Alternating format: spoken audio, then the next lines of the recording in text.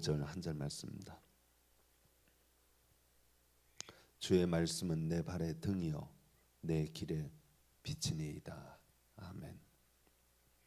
미국의 유명한 목회자인 라이먼 비치가 어느 날 지방의 시골에 설교하러 부름을 받고 내려갔습니다. 그날은 공교롭게도 폭풍이 심하고 아주 추운 날씨였습니다.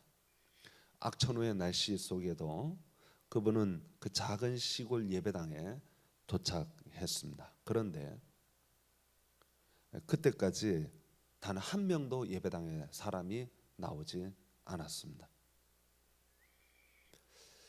예배 시간이 거의 다 돼서야 겨우 딱 한 사람 예배에 참여했습니다. 라이먼 비처는 그 한 사람을 놓고 야, 내가 이거 설교해야 돼 말아야 돼 하는 생각을 하다가 마음을 고쳐먹고 예배를 인도했습니다. 그리고 20년이 지났습니다. 어느 날 그분이 오하이오주를 여행하던 중 한 낯선 사람이 라이먼 비치 목사님에게 다가왔습니다. 목사님, 혹시 20년 전 한 시골 마을에서 교인 하나 놓고 설교한 적 있으시죠? 예, 있습니다. 그때 제가 바로 그 사람입니다. 그때 목사님 설교를 듣고 제가 큰 은혜를 받고 하나님 앞에 헌신하고 목사가 되었습니다. 그렇게 말을 하더라는 것입니다. 하나님의 말씀은 사람이 많고 적으냐 그거하고 상관없이 듣는 사람이 어떤 마음으로 듣느냐 또 전하는 사람이 어떤 마음으로 전하느냐 하는 것이 매우 중요합니다. 농촌진흥청의 정선부 가금과장, 닭, 오리 뭐 이런 거 연구하는 과장님이 계신데 그분이 연구한 거에 의하면 닭의 몸속에는 달걀이 만들어지는데 대개 한 8일 내지 9일이면 달걀이 만들어진답니다. 그 달걀 노른자는 하루에 지름이 4mm씩 커간다는 거예요. 그 노른자의 주성분은 단백질과 지방으로 되어 있는데 그것은 비타민 A가 굉장히 많다는 것입니다. 이분이 좀 재미난 연구를 했는데 비타민 A가 거의 없는 쌀, 보리, 흰 옥수수만 닭에게 주었더니 노른자가 하얗게 변하더라는 거예요. 그리고 이분이 또 연구를 했습니다. 비타민 A가 많은 엽록소를 가지고 있는 아카시아 잎을 주었더니 노른자가 초록색으로 변하더라는 거예요. 이게 무슨 뜻입니까? 무엇을 먹느냐에 따라서 달라지는 거예요. 우리 인생도 무엇을 먹느냐, 어떤 것을 자꾸 머릿속에 집어넣느냐에 따라서 사람이 달라져요. 긍정적인 생각을 하면 긍정의 사람이 됩니다. 부정적인 생각을 하면 부정의 사람이 됩니다. 뭘 봐도 부정하고 뭘 봐도 비판하고 이러면 머릿속에 그것만 가득 차게 되는 거예요. 예배는 예배를 여러 가지로 규정할 수 있지만 예배는 하나님의 말씀을 받아 먹는 시간입니다. 장로교의 창시자라고 할 수 있는 존 칼빈은 하나님의 말씀을 4가지로 설명했습니다. 첫째, 말씀 그 자체이신 예수 그리스도. 둘째, 천지를 만드시고 지금도 만물을 유지하시는 하나님의 생생한 살아 움직이는 하나님의 말씀. 세 번째, 기록된 하나님의 말씀인 성경. 네 번째, 목회자로 말미암아 선포되어지는 하나님의 말씀. 성경에는 설교자의 입을 통해 선포되어지는 하나님의 말씀을 다양한 상징으로 표현하고 있습니다. 하나님의 말씀은 살아있고 활력이 있어 좌우의 날선 그 어떤 검보다도 예리하여 영혼과 영과 및 관절과 골수를 찔러 쪼개기까지 하며 또 마음의 생각과 뜻을 판단한다. 여호와의 말씀이니라 내 말이 불같지 아니하냐 바위를 쳐서 부서뜨리는 방망이 같지 않냐냐. 오늘 여기 본문에는 주의 말씀은 내 발의 등이요 내 길의 빛입니다. 여러 가지로 성경에서는 말씀에 대하여 비유적으로 말하고 있습니다. 성도 여러분, 우리는 하나님의 말씀을 통하여 하나님을 만나게 됩니다. 이 하나님의 말씀을 통하여 우리의 신앙이 성장하게 됩니다. 말씀을 통하여 하나님으로부터 은혜를 공급받는 거예요. 여러분, 우리 그리스도인은 은혜 받지 않으면 살 수 없는 사람들이 그리스도인입니다. 우리가 아무리 신앙생활을 오래 했다고 자랑해도 은혜를 받지 못하면 그때부터 그는 겉껍데기는 크리스찬인데, 이름은 크리스찬인데 심령은, 마음은 은혜를 못 받았기 때문에 마음은 형식적이고 율법적이고 바리새적인 신앙으로 바뀌어집니다. 그렇기 때문에 교회에서 오래된 신자들, 하나님 말씀 듣는 것에 게을리하면서도 신앙생활의 경력만 자랑하는 신자들은 참 무서운 사람들입니다. 왜냐하면 마음에 은혜가 없고 뭐만 남아있냐면 말씀에 대한 지식만 남아있어서 율법적으로 모든 것을 정죄하고 판단하고 마치 바리새인들처럼 그렇게 되는 거예요. 은혜가 없다는 말은 뭐냐면 말씀에 아무런 감동이 없다는 거예요. 마음에 은혜가 없으면 남을 정죄하고 판단하는 일에 앞장서게 됩니다. 율법이 그냥 성경에서 나오는 계명들이 율법이 아닙니다. 하나님의 은혜를 발견하지 맛보지 못하면 이 말씀 전체가 다 율법이 됩니다. 반대로 성경에 아무리 율법적인 요소가 나와도 내가 은혜를 받으면 그 율법을 통하여 구원의 진리를 발견하게 됩니다.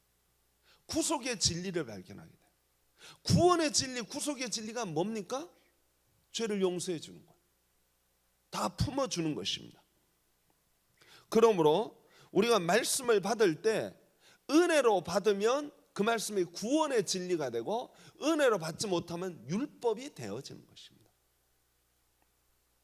하나님의 은혜를 체험하면 마음이 부드러워집니다. 화날 일도 없어지고 싸울 일도 없어집니다. 내 마음에 하나님의 은혜로 가득 차 있으면 나도 모르게 내게서부터 뭐가 나오냐면 은혜가 나옵니다. 은혜가 뭡니까? 은혜는 아무 값없이 거저주시는 바 하나님의 사랑, 하나님의 용서, 하나님의 자비가 바로 은혜입니다. 받을 자격이 있어서 받는 게 아닙니다. 그냥 거저주는 거예요. 하나님이 우리에게 거저주시는 바 은혜를 우리가 못 받으면 나도 남에게 은혜를 못 줘요.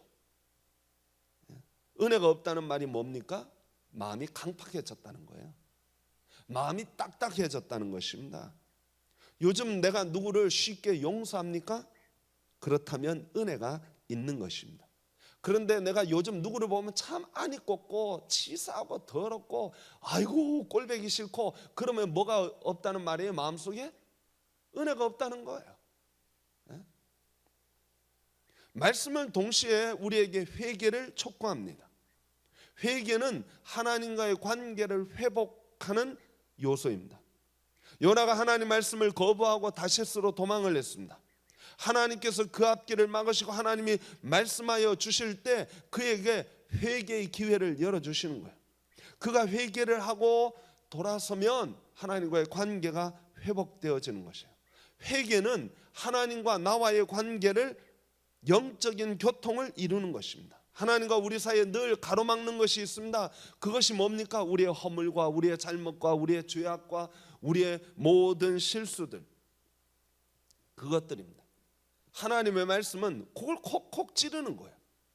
사람들은 그걸 가지고 뭐라고 말해요? 목사가 오늘도 날 찌르는구나, 이렇게 생각하는 거예요. 목사가 날 찌르는구나 라고 생각하면 회개가 안 되는 거죠. 공격하게 됩니다. 저 양반이 왜 날 찌를까 하고 공격을 하는 거예요. 그런데 그것을 회개의 말씀으로 받으면 그게 하나님과 영적인 관계가 회복되어지는 지름길이 됩니다. 그래서 말씀은 칼과 같아요. 양면의 날선 칼과 같은데, 이것은 뭐냐면 하나는 잘 받으면, 회개하면 하나님과의 관계가 회복되고 구원받고 하나님부터 은혜를 받지만, 하나님의 말씀을 받을 때 잘 못 받으면 그것은 나를 찌르는 칼이 되어서 나를 심판하는 말씀이 됩니다. 여러분 보세요. 하나님 마지막에 뭐라고 심판하겠어요? 너 왜 내 말을 안 들었냐? 예? 그거예요. 너 왜 내 말을 안 지켰느냐? 내가 너에게 말하지 않았느냐? 근데 너 왜 내 말을 무시했어? 그거예요. 예?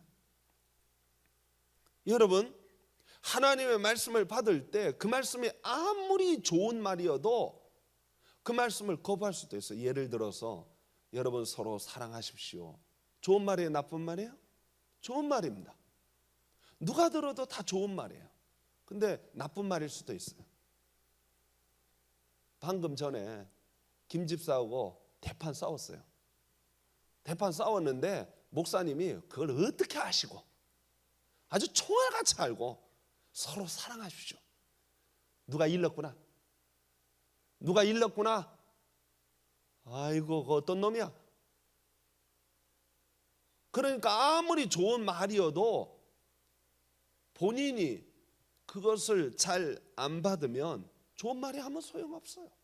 하나님의 말씀은 좋은 말씀입니다. 그런데 그 말씀이 내게 가시로 들리면 그것은 내게 문제가 되어지는 것입니다. 만약에 가시로 들려지는 말씀이 있다면 회개하십시오. 목사의 관계를 회복하라는 얘기가 아니라 하나님과의 관계를 회복하십시오. 영적인 교통을 회복하십시오. 그것이 바로 여러분이 사는 길입니다. 말씀은 동시에 우리로 하여금 열심을 불러일으킵니다. 우리의 첫사랑을 회복해 하고 영적으로 각성하게 합니다. 사도행전 8장에 보면 이디오피아 내시, 간다게의 국고를 맡은 이디오피아 내시가 광야에서 이사야서를 펼쳐놓고 읽고 있는데 무슨 뜻인지도 모르고 읽는 거예요. 그때 빌립 집사가 나타나서 야, 응? 그 너가 지금 읽고 있는 게 뭔 뜻인지 아느냐? 아, 잘 몰라요. 내가 좀 가르쳐 줄까? 올라오셔서 가르쳐 주세요. 그래서 그가 이사야서의 말씀을 빌립 집사가 막 풀어서 설명하는데 이 간당에 굳고 내시의 마음이 막 뜨거워지기 시작하는 거예요. 막. 너무 감동이 되는 거예요. 여러분 말씀 바로 그런 역사가 있어요. 이 내시가요 빌립 집사한테 나 세례를 주면 안 되겠냐고. 그래 마침 물이 있는 것을 보고 그에게 세례를 주었던 거예요. 말씀은 바로 우리 마음을 뜨겁게 해줍니다. 엠마오로 내려가는 두 제자, 부활하신 예수님을 믿지 못하고 엠마오로 내려가던 두 제자에게 예수님이 딱 나타나셨습니다. 그리고 그들에게 하나님 말씀을 풀어서 설명했어요. 나중에 그들이 뭐라고 고백합니까? 주께서 말씀을 풀어주실 때 우리 마음이 뜨겁지 않더냐 그랬습니다. 성도 여러분, 하나님의 말씀이 우리 심령 속에 들어오면 우리 마음이 뜨거워져야 합니다. 내 마음에 감동이 있어야 합니다. 그것이 바로 영적인 각성입니다. 신앙이 오래되면 마음이 딱딱해져 가지고 처음 설교 딱 시작하면 오늘 또 뭔 소리 하는지 내가 알겠다 저거. 그리고 마음문을 딱 닫아버리면 하나님의 말씀이 아무리 강하고 능하게 전파되어져도 마음이 안 뜨거워지는 거예요. 예수님의 설교에도요 돌을 들어가지고 예수님 쳤다니까요. 예? 예수님이 설교에도 예수님을 막 절벽에 밀어뜨렸다니까요. 죽이려고. 아무리 좋은 설교가 들어와도 돌짝밭 같은 마음속에는 들어가지 않는 거예요. 성도 여러분, 우리 서부교회 성도들의 마음이 하나님의 말씀으로 뜨거워지고 감동 있는 옥토가 되어지기를 간절히 축원합니다. 말씀은 우리를 장성하게 합니다. 에베소 4장 13절에 보면 이런 말씀이 있습니다. 우리가 다 하나님의 아들을 믿는 것과 아는 일에 하나가 되어 온전한 사람을 이루어 그리스도의 장성한 분량이 충만한 데까지 이르리니. 성도는 신앙이 자라야 합니다. 어디까지 자라야 되느냐? 그리스도의 장성한 분량까지 자라야 합니다. 그런데 그리스도의 장성한 분량이라는 게 도대체 뭐냐? 그것은 뭐냐? 하나님을 믿는 것과 아는 일이 하나가 되는 거예요. 다시 말해서 우리의 신앙이 자란다는 것은 우리가 믿는 것 하나로 되는 것이 아니라 하나님을 말씀을 아는 것에도 자라야 합니다. 여러분, 우리 한국 사람들이 영어 공부를 아마 세계에서 제일 많이 할 거예요. 초등학교 때부터 영어를 공부해가지고 대학까지 공부하면요, 무려 몇 년을 공부하냐면 거의 한 초등학교, 중고등학교 12년에 위에 4년, 대학 4년 하면 16년을 공부해요. 그런데 미국 사람을 만나면 영어를 한마디도 못해요. 세상에 요렇게 영어를 공부하는 나라도 없을 거예요. 아프리카에 있는 애들이요, 영어 공부 별로 안 했어요. 그래도 영어 다 해요. 말은 만나면 막 얘기하고 그래요. 근데 우리나라 사람들은 그렇게 말을 못해요. 한국 사람들은 번역도 잘하고 해석도 잘하고 읽기도 잘하는데 뭐를 못해서 말을 못하냐? 듣기를 못해서 말을 못해요. 왜 그래요? 들어볼 기회가 별로 없어. 여러분, 영어 듣기 훈련을 잘 못하면 미국 사람이 뭐라고 말하면요, 딱 뭐라고 들리면 샬라샬라샬라라고 들려요. 그런데 그걸 듣기를 잘하면은 그 말이 의미가 들리기 시작하는 거예요. 허셀 포드라는 목사님이 계셨는데, 이분이 어떤 날 자기 친구 곤충학자예요. 그 친구하고 같이 뉴욕 브로드웨이, 뉴욕에 번화가야. 브로드웨이를 걸어가는데 이 곤충학자가 목사님 잠깐 허셀 포드 잠깐, 여기 귀뚜라미 소리가 들리네. 이 사람은 이 대도시에 무슨 귀뚜라미 소리야. 여기 어디 귀뚜라미? 아니야 귀뚜라미 소리 들려. 잠깐 기다려봐. 쫙 가더니 어느 집 화단이 있는데 거기에서 귀뚜라미 소리가 들리는 거예요. 이분은 생물학자로, 곤충학자로 늘 무슨 소리에 귀를 기울였냐면 곤충들이 우는 소리에 귀를 기울였던 사람이에요. 그러니까 그 소리가 들리는 거예요. 이 허셀 포드 목사님이 다시 뉴욕 그 거리를 지나는데 어떤 사람이 동전을 땅 떨어뜨렸어요. 쨍그랑 하니까 모든 사람이 일찍 돌아보더래요. 왜요? 돈 소리에는 밝아. 그건 맨날 내가 사랑하는 소리, 내가 사모하는 소리, 내가 좋아하는 소리, 내가 듣고 싶어하는 소리. 그러니까 그냥 내 주머니에서 떨어지지 않은 것인데도 불구하고 다 쳐다보더라는 거예요. 성도 여러분, 여러분들은 어떤 소리를 사랑하십니까? 어떤 소리를 좋아하십니까? 열왕기상 19장에 보니까 엘리야 선지자가 하나님의 세미한 소리를 들었다 그랬어요.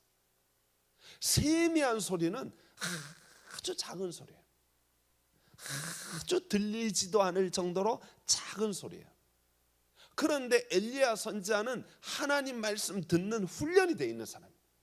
그 말씀을 너무 사랑해요. 그 말씀을 너무 좋아해요.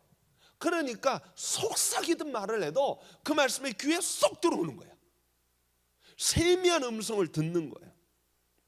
성도 여러분, 여러분 하나님 말씀을 사랑하십니까?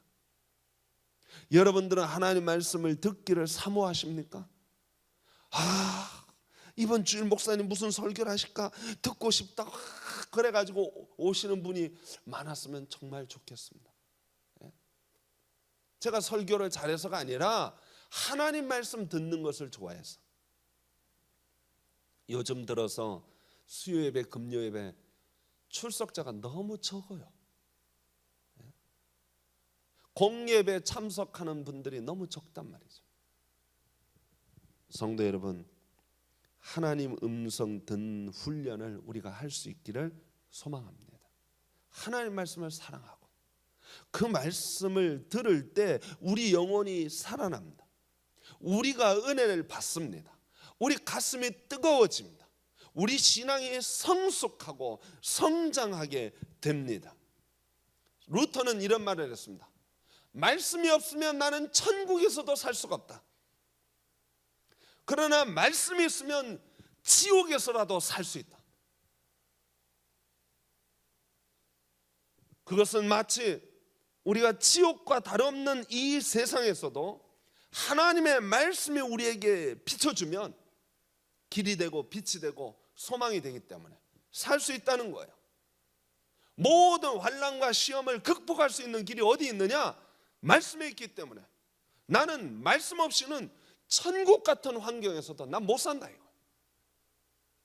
나는 강남에서 역삼동, 신사동, 대치동 거기서 난 못 산다 이거. 뭐가 없으면? 말씀 없으면. 근데 난 말씀이 있으면 환난과 핍박이 있고 시험과 풍파가 있고 너무나 힘들고 어려운 지옥 같은 곳에서도, 시집살이 하는 곳에서도 난 말씀만 있으면 난 살 수 있다는 거예요. 성도 여러분, 저와 여러분들이 하나님의 말씀으로 살 수 있기를 소망합니다. 저는 우리 서부교회 성도들이 말씀의 은혜 받고 말씀으로 가슴이 뜨거워지는 생명 역사가 있기를 소망합니다. 기도하겠습니다. 하나님 아버지 감사합니다. 은혜 베푸시고 복 주셔서 저희들이